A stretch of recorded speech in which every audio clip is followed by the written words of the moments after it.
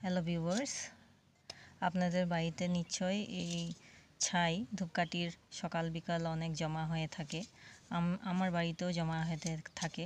আমিও জমা করে 2-3 দিনের একটা কন্টেনারে আমি স্টোর করি।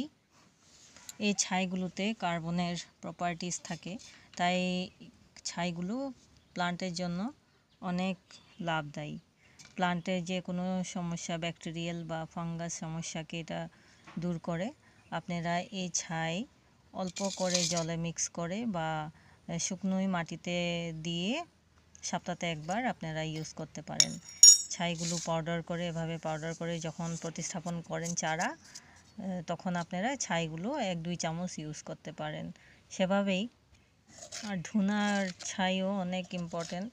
ধুনাতে আরও অনেক কিছু আমরা গুগল বা গোবর বা কপুর দিয়ে থাকি, তাই নর্মাল ধূপকাঠি ছাইয়ের থেকে ধুনার কার্বনগুলো, কয়লাগুলো অনেক এফেক্টিভ হয়ে থাকে।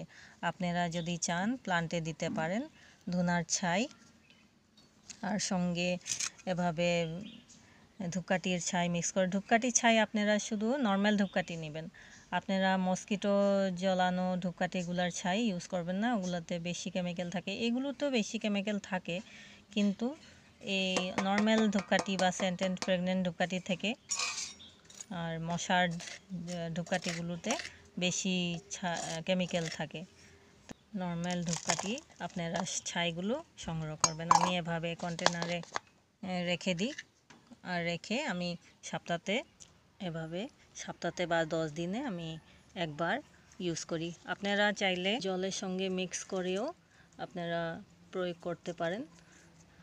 আর প্রথম অবস্থাতে যদি চান তাইলে আপনারা এভাবে অল্প কোয়ান্টিটিতে, 1/2 চামচ কোয়ান্টিটিতে আপনারা ছাইটা ইউজ করে দেখতে পারেন। ধন্যবাদ আমার ভিডিও দেখার জন্য। ভালো লাগলে লাইক অ্যান্ড সাবস্ক্রাইব করবেন।